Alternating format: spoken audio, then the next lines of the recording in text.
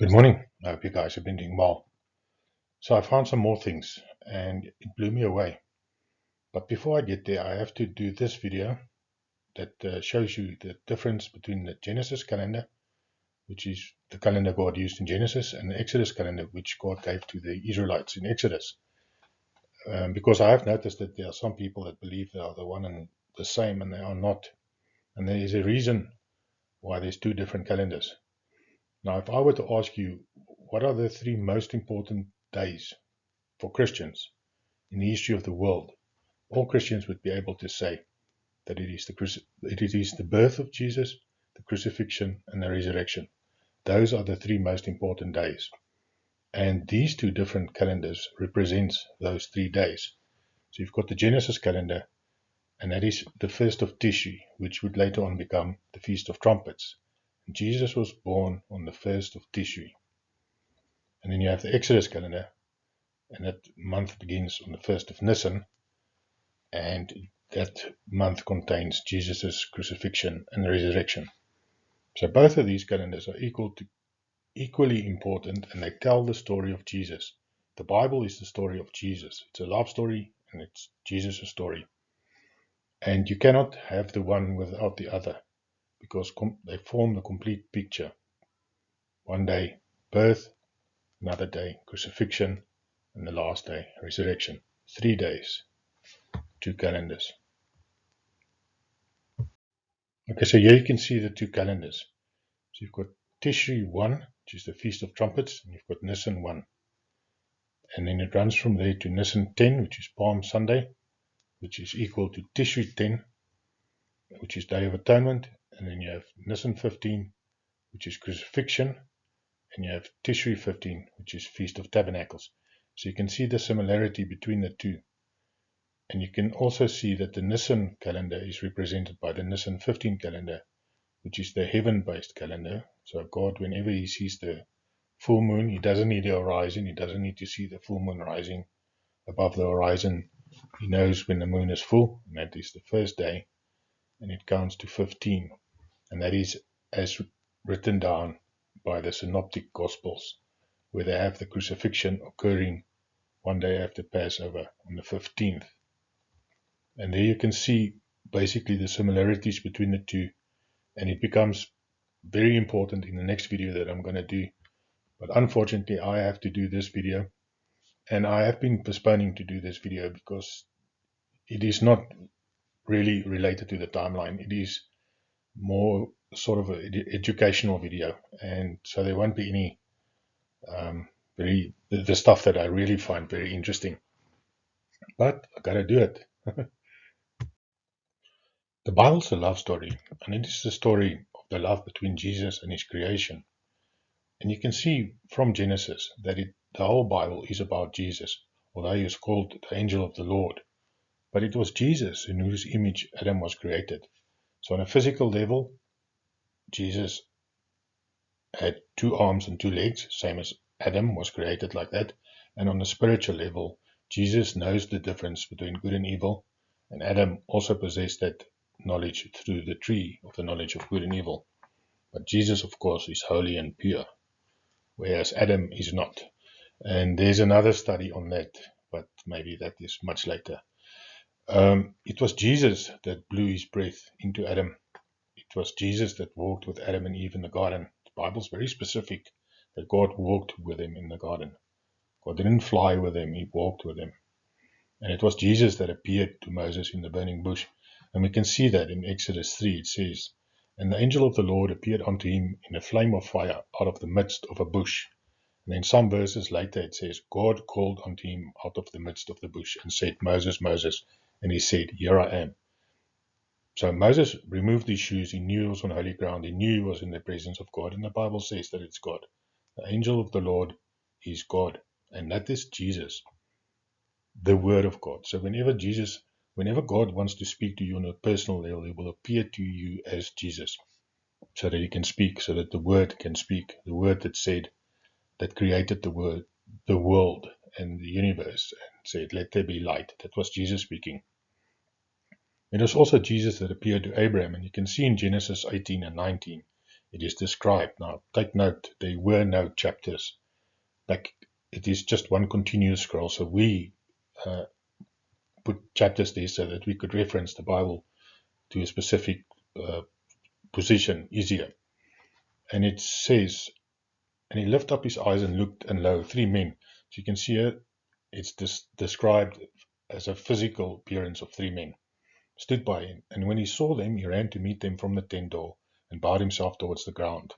And the Lord said, so now you can see it's 3 men, one of them is the Lord. Because the cry of Sodom and Gomorrah is great, and because their sin is very grievous, I will go down now and see whether they have done altogether according to the cry of it, which is come unto me, and if not, I will know. And the men turned this is some verses later, that's why I just put all that there. And the men turned their faces from thence and went towards Sodom, but Abraham stood yet before the Lord. So they split up. Two of the men went down to Sodom, where Lot was, and Abraham remained with the Lord, with Jesus. And this is at this point where Abraham is negotiating with Jesus to spare the lives of Sodom and Gomorrah. And then after that process, and the Lord went his way as soon as he had left communing with Abraham, and Abraham returned unto his place. So Jesus followed after the 2 angels. And then in Genesis 19, but take note again, it is just one continuous paragraph. And there came 2 angels unto Sodom at even. So now the 2 men are described as 2 angels. And Lot sat in the gate of Sodom. And then some verses later, and it's just when Jesus now have gone down and he saw, okay, it is true. Then the Lord rained upon Sodom and upon Gomorrah brimstone and fire from the Lord out of heaven. And in both cases here, Lord in red, it is Strong's 3068, and it means Yahweh, Jehovah, Yahweh. And that is Jesus. That is Jesus and the Father. They are one God, and the Holy Spirit. They are one entity. And whenever God wants to speak to you, he will appear to you in the form of Jesus, the Word of God, so that he can speak to you. And basically, this is just the way how it's written here is just to show you that although Jesus was on earth at Sodom, because he's omnipotent and omnipresent, he was also at the same time in heaven in the form of the Father. They are the same, and it was him that sent down the fire and brimstone. This was before Jesus' birth. So Jesus was in his godly form, in his full power form. Jesus only became a human when he was born, and that 33 years that he spent on this planet in the human form. He was still God in his deity, but he didn't have all that massive power. And that was why he frequently prayed to himself in heaven whenever he needed guidance, because he had the limitations of being fully human. He was fully human. He couldn't be otherwise. Otherwise, it would have defeated the object. But the thing that most people miss is when Jesus resurrected, he resurrected again as omnipotent, very, very almighty God. And he is back in that form. And it is Jesus that comes to judge. Now we get to why Tishri is still often used as the beginning of the year, especially in terms of prophecy. So we have a timeline in Nehemiah. You can see we've got Nehemiah chapter 1, and we've got verse 1, and then we've got Nehemiah chapter 2, verse 1. And this is chronological. So the very first verse says, Nehemiah 1, in the month of Kislev, in the 20th year. And in the next chapter, the first verse says, in the month of Nisan, in the 20th year. So we've got Kislev first in the 20th year, and then followed by Nisan, still in the 20th year. So now we've got 2 possibilities. So scenario A, if the year started in spring, which is Nisan. If the calendar year flipped in Nisan, the timeline would look like this. So you have it now. Month 1, Nisan, year 20 begins. So it's the 20th year, so it begins.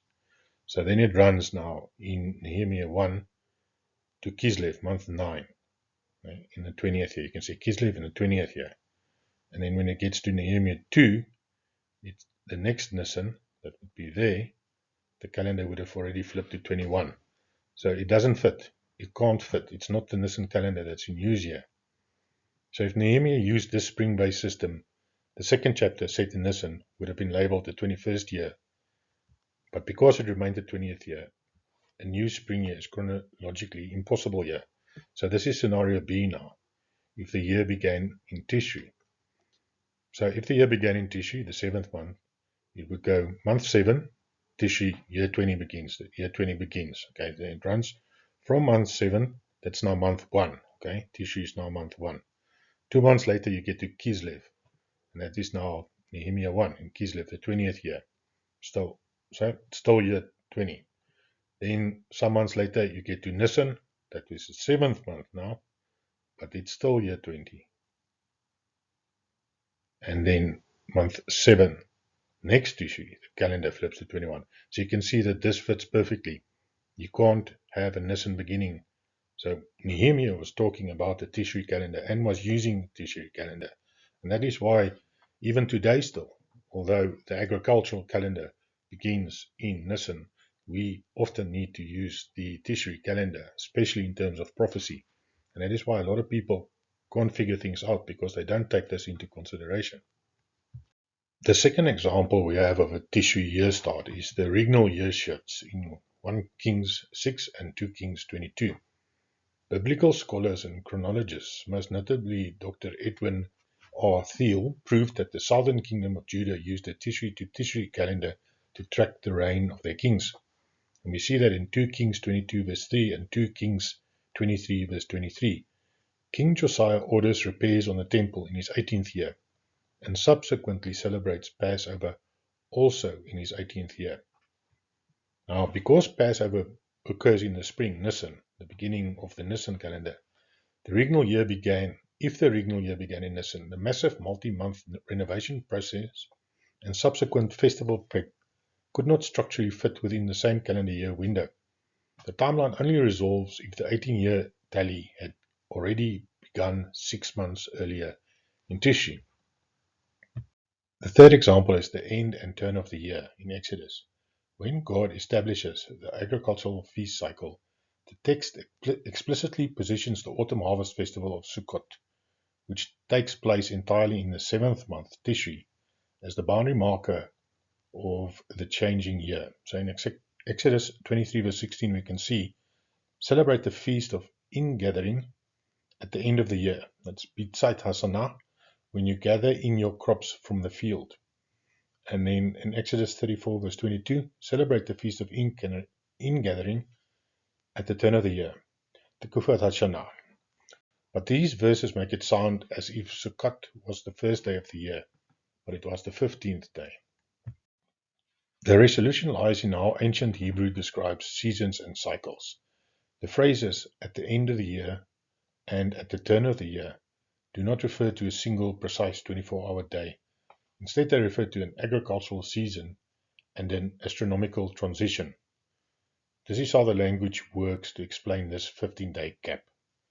Tzait Hashanah means the year is exiting. The phrase in Exodus 23:16 literally means in the going out or at the exit of the year. The agricultural context. In ancient Israel, the year was defined by the life cycle of crops. The old year officially ended when the absolute last crops, grapes, olives, and late grains, were gathered from the fields. The window. The massive harvesting and processing window occupied the late summer and early autumn. Sukkot, the 15th of Tishri, was the grand finale celebration of that entire season. Therefore, Sukkot took place while the old agricultural year was wrapping up and exiting, right before the winter plowing and early rains of the new agricultural year began. Tekufat Hashanah means the autumn equinox. It literally means circuit, turning point, or revolution. In biblical Hebrew, a tekufat refers specifically to the 4 distinct astronomical turning points of the year, the 2 solstices and the 2 equinoxes. The tekufat of the 7th month is the autumn equinox, which typically falls around September 22-23 on the solar calendar. In summary, the Bible is not saying Sukkot is New Year's Day. It is saying that Sukkot takes place during the autumn transitional season, the multi-week window where the old harvest cycle exits the Tzeit and the sun crosses the equinox Tekufat, paving the way for Rosh Hashanah, the first of Tishri, to officially kick off the legal and agricultural calendar year count. The fourth example we have is the Jubilee year inception, and you can find that in Leviticus 25 verse 9. The Jubilee year is the grand ultimate socio-economic reset button in the Bible. It completely restructured land ownership, debt, and liberty across the entire nation. God explicitly commanded that this year commence in the autumn. Then have the trumpet sounded everywhere on the 10th day of the 7th month, on the Day of Atonement. Sound the trumpet throughout your land. Consecrate the 50th year. But then again, these verses make it sound as if the Day of Atonement was the first day of the year, but it was the 10th day. The explanation is the 10-day grace period. The Jubilee year required massive legal and social shifts. All slaves were freed, all land debts were wiped out, and ancestral property was returned to its original families.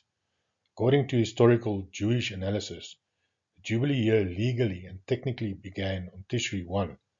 However, the proclamation and physical execution of it were delayed by 10 days. So basically from Tishri 1 to Tishri 10, slaves did not yet return to their homes, but they were released from their hard labor. They spent these 10 days feasting and celebrating with their masters. Then at Tishri 10, the shofar was blown. At that exact moment, the land officially reverted to its original owners, and the slaves physically returned home. The fifth example is Ezekiel's direct hint, the beginning of the year on the 10th. There's a fascinating verse in Ezekiel that explicitly ties the 10th day of the month to the start of the year. In Ezekiel 40 verse 1, the prophet writes, "In the 25th year of our exile, at the beginning of the year, on the 10th day of the month." Ezekiel uses the Hebrew phrase Rosh Hashanah at the beginning of the year, but explicitly dates it to the 10th day. Because Ezekiel was a priest and intimately familiar with temple laws, biblical scholars see this as the direct reference to the Jubilee year cycle, where the 10th day of Tishri functions effectively as the operational launch of the year. So both calendars are important, and they both indicate very important days of our God, Jesus. And like I said before, that's his birth, crucifixion, and resurrection. And the Tishri calendar is very frequently used in prophecy. And in the next video, I'm going to show you some things that I think you will find very, very interesting. But listen, guys, this is it from me. Have a wonderful day. God bless you, and goodbye.